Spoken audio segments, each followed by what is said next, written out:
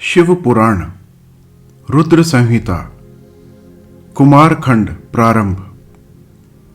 देवताओं द्वारा स्कंद का शिव पार्वती के पास लाया जाना, उनका लाड प्यार, देवों के मांगने पर शिव जी का उन्हें तारक वध के लिए स्वामी कार्तिक को देना, कुमार की अध्यक्षता में देवसेना का प्रस्थान, महिसागर संगम पर तारकासुर का आना और दोनों सेनाओं में मुठभेड़, वीरभद्र का तारक के साथ घोर संग्राम, पुनः श्रीहरि और तारक में भयानक युद्ध।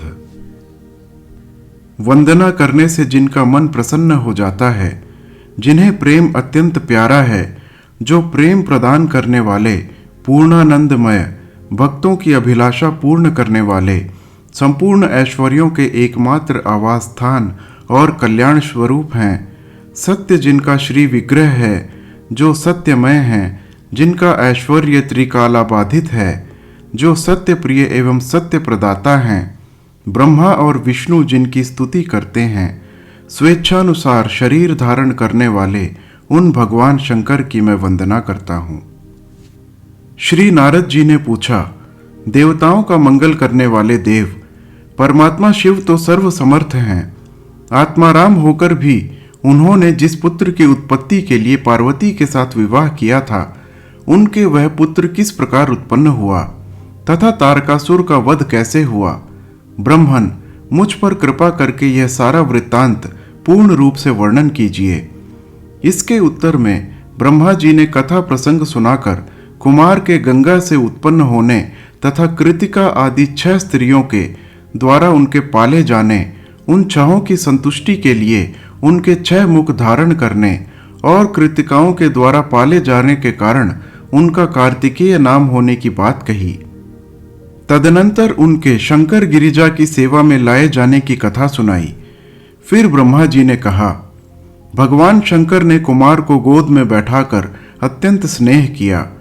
देवताओं ने उन्हें नाना प्रकार के पदार्थ, विद्याएं, शक्ति और अस्त्र शस्त्र आदि प्रदान किए। पार्वती के हृदय में प्रेम समाता नहीं था। उन्होंने हर्षपूर्वक मुस्कुराकर कुमार को परमोत्तम ऐश्वर्य प्रदान किया, साथ ही चिरंजीवी भी बना दिया। लक्ष्मी ने दिव्य संपत्ति तथा एक विशाल एवं मनोहर हार अर्पित किया। सावित्री ने प्रसन्न होकर सारी सिद्ध विद्याएं प्रदान की। मुनिश्रेष्ठ, इस प्रकार वहां महोत्सव मनाया गया। सभी के मन प्रसन्न थे। विशेषतः शिव और पार्वती के आनंद का पार नहीं था। इसी बीच देवताओं ने भगवान शंकर से कहा, प्रभो, यह तारकासुर कुमार के हाथों ही मारा जाने वाला है, इसीलिए ही यह उत्तम चरित घटित हुआ है। अतः हम लोगों के सुखार्थ उसका काम तमाम करने के हेतु कुमार को आज्ञा दीजिए। हम लोग आज ही अस्त्र शस्त्र से सुसज्जित होकर तारक को मारने के लिए रण यात्रा करेंगे। ब्रह्मा जी कहते हैं, मुने, यह सुनकर भगवान शंकर का हृदय दयाद्र हो गया। उन्होंने उनकी प्रार्थना स्वीकार करके उसी समय तारक का वध करने के लिए अपने पुत्र कुमार को देवताओं को सौंप दिया। फिर तो शिव जी की आज्ञा मिल जाने पर ब्रह्मा, विष्णु आदि सब देवता एकत्र होकर गुह को आगे करके तुरंत ही उस पर्वत से चल दिए। उस समय श्री हरि आदि देवताओं के मन में पूर्ण विश्वास था। वे भगवान शंकर के तेज से भावित हो कुमार के सेनापतित्व में तारक का संहार करने के लिए रण क्षेत्र में आए।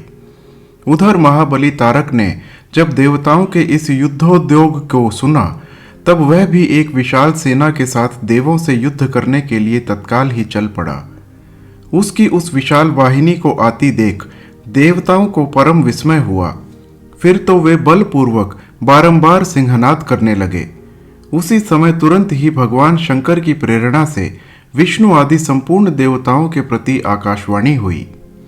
आकाशवाणी ने कहा, देवगण, तुम लोग जो कुमार के अधिनायकत्व में युद्ध करने के लिए उद्यत हुए हो, इससे तुम संग्राम में दैत्यों को जीत कर विजयी होोगे।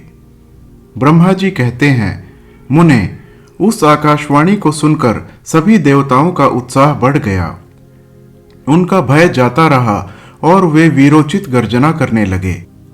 उनकी युद्ध कामना बलवती हो उठी और वे सब के सब कुमार को अग्रणी बनाकर बड़ी उतावली के साथ महिसागर संगम को गए। उधर बहुसंख्यक असुरों से घिरा हुआ वह तारक भी बहुत बड़ी सेना के साथ शीघ्र ही वहां आ धमका, जहां वे सब देवता खड़े थे। उस असुर के आगमन काल में प्रलयकालीन मेघों के समान गर्जना करने वाली रणभेरियां तथा अन्यान्य कर्कश शब्द करने वाले रणवाद्य बज रहे थे। उस समय तारकासुर के साथ आने वाले दैत्य ताल ठोंकते हुए गर्जना कर रहे थे। उनके पदाघात से पृथ्वी कांप उठती थी। उस अत्यंत भयंकर कोलाहल को सुनकर भी सभी देवता निर्भय ही बने रहे। वे एक साथ मिलकर तारकासुर से लोहा लेने के लिए डटकर खड़े हो गए। उस समय देवराज इंद्र कुमार को गजराज पर बैठाकर सबसे आगे खड़े हुए। वे लोकपालों से घिरे हुए थे और उनके साथ देवताओं की महती सेना थी। तत्पश्चात कुमार ने उस गजराज को तो महेंद्र को ही दे दिया और वे स्वयं एक ऐसे विमान पर आरूढ़ हुए जो परमाश्चर्यजनक तथा नाना प्रकार के रत्नों से सुशोभित था। उस समय उस विमान पर सवार होने से सर्वगुण संपन्न महायशस्वी शंकर पुत्र कुमार उत्कृष्ट शोभा से संयुक्त होकर सुशोभित हो रहे थे। उन पर परम प्रकाशमान चंवर डुलाए जा रहे थे। इसी बीच बलाभिमानी एवं महावीर देवता और दैत्य क्रोध से विवल होकर परस्पर युद्ध करने लगे। उस समय देवताओं और दैत्यों में बड़ा घमासान युद्ध हुआ। क्षण भर में ही सारी रणभूमि रुंड मुंडों से व्याप्त हो गई। तब महाबली तारकासुर बहुत बड़ी सेना के साथ देवताओं से युद्ध करने के लिए वेग पूर्वक आगे बढ़ा। उस रण दुर्मद तारक को युद्ध की कामना से आगे बढ़ते देखकर इंद्र आदि देवता तुरंत ही उसके सामने आए। फिर तो दोनों सेनाओं में महान कोलाहल होने लगा। तत्पश्चात देवों तथा असुरों का विनाश करने वाला ऐसा द्वंद्व युद्ध प्रारंभ हुआ, जिसे देखकर वीर लोग हर्षोत्फुल्लित हो गए और कायरों के मन में भय समा गया। इसी समय वीरभद्र कुपित होकर महाबली प्रमथ गणों के साथ वीराभिमानी तारक के समीप आ पहुंचे। वे बलवान गणनायक भगवान शिव के कोप से उत्पन्न हुए थे, अतः समस्त देवताओं को पीछे करके युद्ध की अभिलाषा से तारक के सम्मुख डट गए। उस समय प्रमथ गणों तथा सारे असुरों के मन में परमोल्लास था, अतः वे उस महासमर में परस्पर गुत्थम गुत्थ होकर जूझने लगे। तदनंतर वीरभद्र से तारक का भयानक युद्ध हुआ। इसी बीच असुरों की सेना रण से विमुख होकर भाग चली। इस प्रकार अपनी सेना को तितर बितर हुई देख उसका नायक तारकासुर क्रोध से भर गया और 10,000 भुजाएं धारण करके सिंह पर सवार हो देवगणों को मार डालने के लिए वेग पूर्वक उनकी ओर झपटा। वह युद्ध के मुहाने पर देवों तथा प्रमथ गणों को मार मार कर गिराने लगा। तब प्रमथ गणों के नेता महाबली वीरभद्र उसके उस कर्म को देखकर उसका वध करने के लिए अत्यंत कुपित हो उठे। फिर तो उन्होंने भगवान शिव के चरण कमल का ध्यान करके ऐसा त्रिशूल हाथ में लिया जिसके तेज से सारी दिशाएं और आकाश प्रकाशित हो उठे। इसी अवसर पर महान कौतुक प्रदर्शन करने वाले स्वामी कार्तिक ने तुरंत ही वीरबाहु द्वारा कहलाकर उस युद्ध को रोक दिया। तब स्वामी की आज्ञा से वीरभद्र उस युद्ध से हट गए। यह देखकर असुर सेनापति महावीर तारक कुपित हो उठा।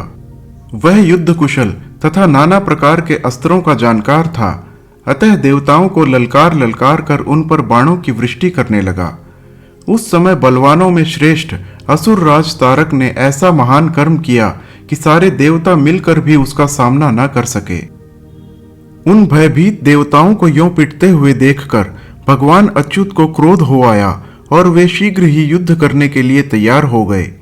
उन भगवान श्री हरि ने अपने आयुध सुदर्शन चक्र और शार्दंग धनुष को लेकर युद्ध स्थल में महान दैत्य तारक पर आक्रमण किया।